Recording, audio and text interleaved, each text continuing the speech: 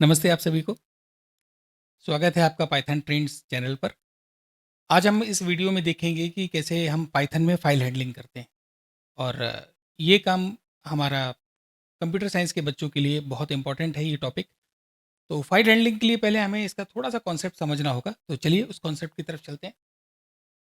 सबसे पहले क्या होता है कि हमारे पास जितना भी डेटा होता है, हम लिखते हैं ना कि हमने x इक्वल टू 10 लिया, y इक्वल टू 20 लिया और फिर हमने print equal to sorry print के अंदर हमने x प्लस वाई कर दिया और ऐसे करके हमारा ये प्रिंट हो जाता है। ये छोटा सा प्रोग्राम लिखा हुआ है, आप यहाँ पर देख रहे हैं।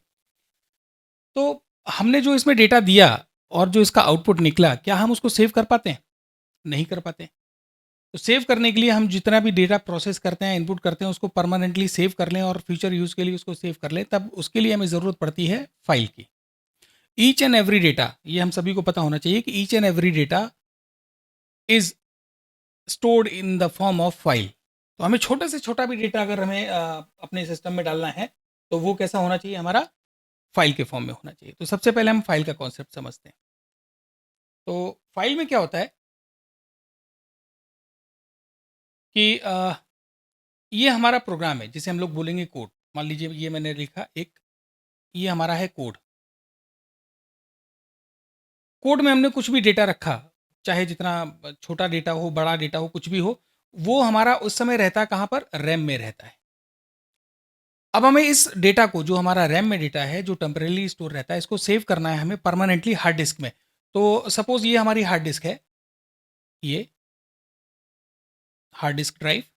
तो जब हमारा कोड यानी कि रैम से डेटा हार्ड डिस्क में जाता है, तो उसे हम लोग बोलते हैं राइट मोड। क्या बोलते हैं? Right mode. जब हमारा डेटा रैम से हार्ड डिस्क में जाता है, यानी कि फाइल के फॉर्म में जाता है। फाइल हमारी सेव कहाँ होती है? हार्ड डिस्क में सेव होती है। तो जब डेटा हमारा ट्रेवल करता है रैम टू हार्ड डिस्क, या कह लीजिए प्रोग्राम के कोड से हार्ड डिस्क में, तो वो कहलाता है हमारा राइट मोड। और जब हम डेटा को रीड करते हैं, यानी कि फाइल को ओपन करते हैं, तो फाइल ओपन करते समय जो हमारा डेटा इधर की तरफ ट्रेवल करेगा, तो उसको हम लोग बोलते हैं रीड मोड। तो ये मोड आपको समझ में आ गए होंगे। फाइल, कोई भी फाइल को हम खोलेंगे, या तो हम इस मोड में खोलेंगे कि हमारा डेटा इस तरफ से इस तरफ जाए, ऐसे जाए, तो राइट मोड। अगर हम फाइल को ओपन करना चाह रहे हैं जो हमारी ऑलरेडी सेव्ड है, तो रीड मोड। और कभी भी हम डेटा को जब चेंज करना चाहें, जो एग्जिस्टिंग फाइल है, तो उसमें हमारा फिर काम आता है अपेंड मोड। तो तीन तो हमारे मोड हो गए। रीड मोड को हम लोग बोलते हैं, राइट मोड को हम लोग बोलते हैं डब्ल्यू, रीड मोड को बोलते हैं आर, और अपेंड मोड को बोलते हैं ए। तो इस तरीके से हम लोग डेटा को राइट, रीड और अपेंड करते हैं। कितने तरीके की फाइल्स होती है, ये इसको हम अभी थोड़ा सा समझेंगे। फिलहाल तो ये समझिए कि हम जब फाइल बनाते हैं, तो फाइल में हमारा डेटा जो कोड में था, रैम में था, कोड के साथ जो हम इनपुट आउटपुट देते हैं, वो रैम में रहता है डेटा। वो रैम से जब हम उसको सेव करते हैं किसी फाइल में, तो वो हमारा राइट मोड में जाता है। नई फाइल बनती है तो राइट मोड में। और एग्जिस्टिंग फाइल को अगर हमें रीड करना है, तो डेटा हमारा ट्रेवल करता है फाइल से लेकर रैम तक। तो उस केस में हमें क्या करना होता है? उसको रीड मोड में खोलना होता है। और किसी एग्जिस्टिंग डेटा में अगर हमें चेंज करना हो, तब हम उसको यूज़ करते हैं अपेंड मोड में। तो ये तीन मोड आपको समझ में आ गए होंगे। उसके बाद अब हम देखते हैं कि हमारी फाइल्स कितने तरीके की होती हैं। फाइल्स होती हैं हमारी दो तरीके की, जो हम लोग पाइथन में प्रयोग करेंगे। एक होती है हमारी टेक्स्ट फाइल, और एक होती है हमारी binary file. Text file readable, human readable रहती है, और बाइनरी फाइल हमारे कंप्यूटर के अंडरस्टैंडेबल रहती है, जिसको ट्रांसलेट करने की ज़रूरत नहीं होती। सो हम कह सकते हैं कि binary files are faster than text files. Text file को हम सेव करते हैं डॉट टी फॉर्मेट में, और बाइनरी फाइल्स को हम लोग जनरली मान के चलते हैं कि किसी फॉर्मेट में सेव नहीं होती, तो हम इसको डेटा मान के चलते हैं। तो इसको हम हमेशा किस में सेव करेंगे? डॉट DAT में से सेव करेंगे, डॉट DAT के फॉर्म में, और इसको डॉट TXT लेकर जाते हैं। हम ये मान के चलते हैं कि हमारी डेटा फाइल है, तो हम उसको DAT फॉर्म में सेव कर लेते हैं। अच्छा, बाइनरी के साथ जैसे हमारी टेक्स्ट फाइल है, जो हमारी टेक्स्ट फाइल है उसमें आर, डब्ल्यू और अपेंड मोड होता है। ऐसे ही हमारी जो बाइनरी फाइल होगी, बाइनरी फाइल हमारी बी इसमें लगा देते हैं, क्योंकि हमारा बाइनरी फाइल है WB एंड AB। तो ये हमारी बाइनरी फॉर्मेट हो जाते हैं। फिर साथ ही साथ हम कुछ और इसमें मोड्स हम ऐड करते हैं, जो चूंकि हमारी पाइथन बहुत फ्लेक्सिबल है, R+, W+, A plus, R B plus, W B plus, A B plus. तो इसको हम बाद में थोड़ा सा समझेंगे कि ये क्या होती हैं।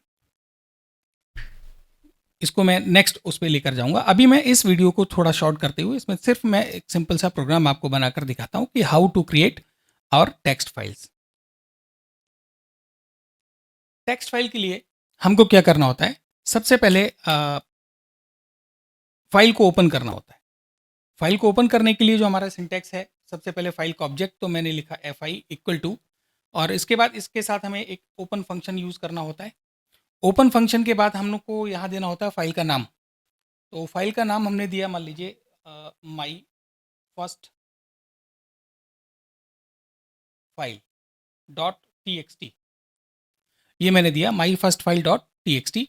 और इसको किस मोड में खोला मैंने, इसको खोला मैंने राइट मोड में, या रीड मोड के लिए राइट मोड पहले करते हैं। राइट मोड में मैंने फाइल को खोला, और फाइल खोलने के बाद अब मुझे इसमें डेटा को राइट करना होता है। डेटा राइट करने के लिए आपको right function, right lines function, बहुत सारे फंक्शंस हैं। तो मैं सिंपली एक राइट फंक्शन लेता हूँ, एफ आई डॉट राइट, और इसमें मैं पास कर देता हूँ वो कोई एक स्ट्रिंग, कोई भी एक स्ट्रिंग इसमें पास कर देता हूँ। This is my first line,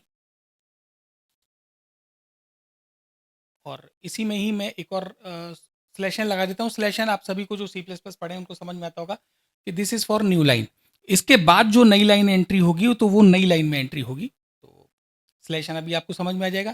फिर मैंने लिखा फी डॉट राइट, अगेन मैंने दूसरी लाइन लिखी। ऐसे करके आप जितनी चाहें उतनी लाइन्स लिख सकते हैं। मल्टीपल लाइन्स लिखना हो तो उसके लिए हम अभी आगे इसको पढ़ेंगे। This is my second line, और यहाँ पर मैं कर दूंगा फाइल को क्लोज। फाइल क्लोज करने के बाद मैं इस प्रोग्राम को सेव करूंगा। सेव करने के बाद जब मैं इसको रन करूंगा तो देखिए रन हो चुका है। यहाँ पर कोई एरर नहीं है, इसका मतलब मेरे प्रोग्राम में कोई कमी नहीं है, और ये रन हो चुका है, फाइल बन चुकी है। फाइल को मैं कहाँ देखूंगा जाकर, उसके लिए अब आपको क्या करना पड़ेगा, यहाँ पर आते हैं। यहाँ पर मेरे फाइल जो बनी होगी वो बनी होगी पाइथन 39 में, ये वाले फोल्डर में बनी होगी, क्योंकि मैंने अपना पाइथन यही इंस्टॉल कर रखा हुआ है।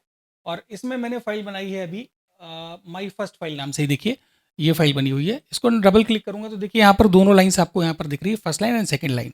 तो सेकंड वाली लाइन नेक्स्ट लाइन में आई है, मतलब न्यू लाइन में आई है। इस वजह से आई है क्योंकि मैंने यहाँ फर्स्ट लाइन के बाद स्लैशन दिया हुआ था, जो यहाँ नहीं दिख रहा है। स्लैशन एग्जीक्यूट हो चुका है, वो स्लैश के साथ लगा हुआ है, बैक स्लैश के साथ। तो वो हमारा कैरेज रिटर्न है, जिसमें स्लैश के बाद एन देने से वो उसको नई लाइन में ले आता है। तो अगर मैं एक बार फिर से कोड को देखूं तो ये देखिए ये हमारा कोड था। फाइल खोली मैंने राइट मोड में, और राइट फंक्शन को प्रयोग किया है, और उसमें फर्स्ट लाइन सेकंड लाइन दिया है, और फाइल को क्लोज कर दिया है। तो सिर्फ इतनी सी चीज़ है, और उसके बाद हमारी ये फाइल बन के रेडी है। तो आशा है आप लोगों को ये फाइल कैसे क्रिएट करना है ये समझ में आ गया होगा। तो अभी मैं आगे और वीडियोज़ ऐसे ही बनाऊंगा, जिसमें आप लोगों को ये सारी चीज़ें धीमे धीमे समझ में आ जाएंगी कि हमारी फाइल्स किस तरीके से राइट होती हैं, कैसे एग्जिस्ट करती हैं।